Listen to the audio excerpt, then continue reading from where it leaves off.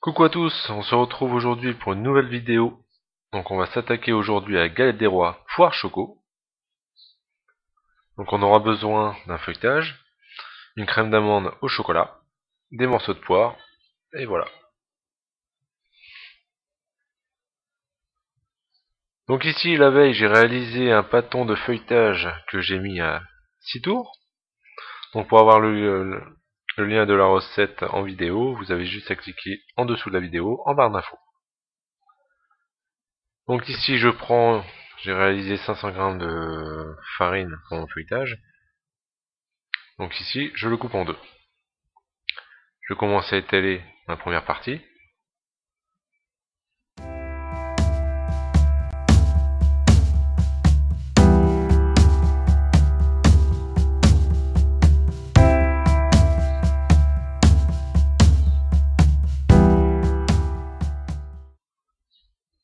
Donc voilà, mon feuilletage est abaissé.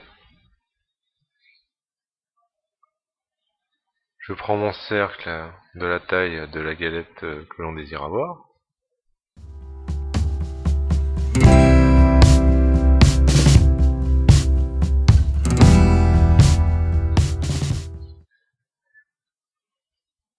Voilà. Donc mon premier cercle de feuilletage est fait justement pour la base de notre galette. Je vais la mettre sur notre plaque de cuisson. Après je pourrai plus la manipuler. Donc on va y ajouter la crème d'amande choco et tout le reste.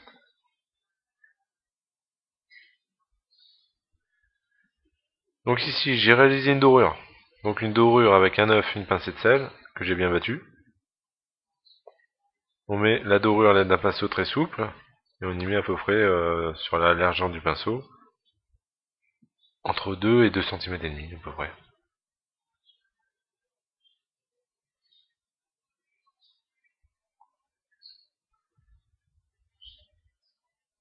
Donc ensuite j'ai réalisé une crème d'amande au chocolat. Donc pour la crème d'amande au chocolat, vous verrez, c'est exactement la même que la crème d'amande nature en remet.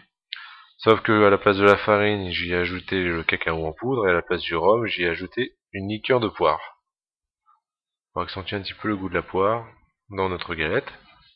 Donc encore une fois, la recette elle est mise en barre d'infos. Et pour réaliser celle-ci, vous avez juste à prendre la base de la crème d'amande nature. La recette est aussi en barre d'infos. Donc ici j'y ai fait un boudin que j'incorpore en escargot. Ici rien de compliqué. Et ensuite je vais y mettre mes morceaux de poire, mes dés de poire dessus. Donc j'ai fait des dés de poire assez gros quand même, pour qu'on puisse les sentir à la mâche, parce qu'il va y avoir une cuisson, sinon on ne les sentira pas trop.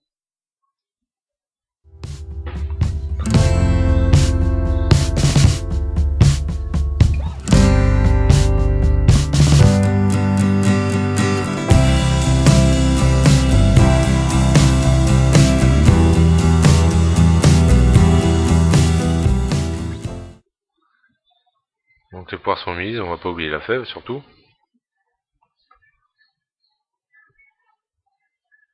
Hop, surtout ne pas le mettre au milieu parce que sinon vous êtes sûr de tomber dessus à la coupe. Mettre bien au bord, là où je l'ai mise. Ensuite j'ai abaissé mon deuxième morceau de feuilletage, que j'ai abaissé, que j'ai fait exactement la même taille que le premier.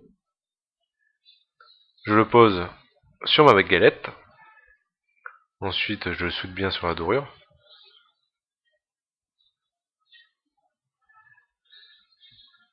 Ensuite à l'aide d'un couteau, je prends le dos justement du couteau et on va commencer à chiqueter notre galette.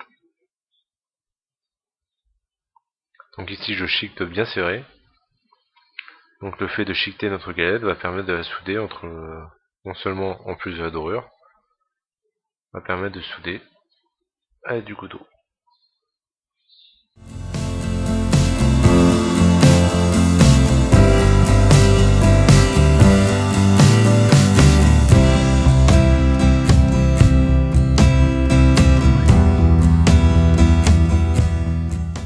Donc voilà, la galette est chiquetée.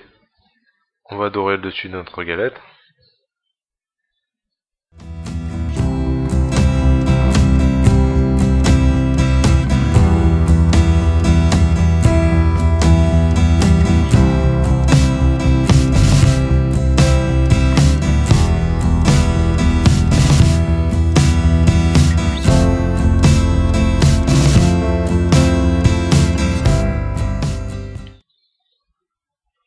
Et toujours à l'aide d'un couteau, surtout le dos du couteau, pour pas trancher notre pâte, je prends mon point de repère le milieu et je commence à tracer, à faire un dessin sur notre galette. Donc ici j'ai dessiné le décor justement du pithiviers. C'est un décor que j'aime beaucoup pour une galette.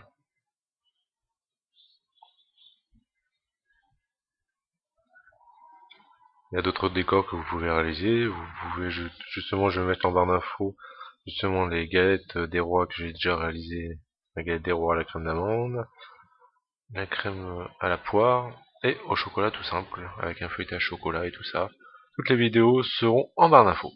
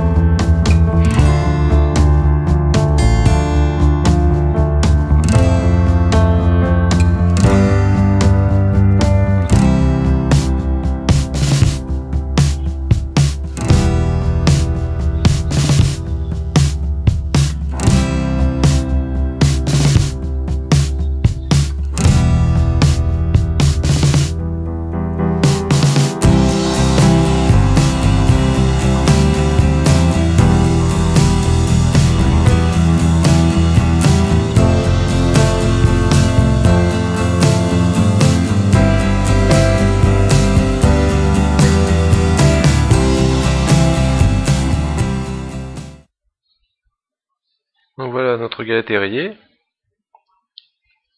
On a piqué le dessus pour avoir une cuisson uniforme. Sinon la cuisson va partir un peu n'importe comment et va un peu trop cracher. Voilà, ensuite je préchauffe mon four à 175 degrés et je la cuis pendant environ 40-45 minutes et voilà.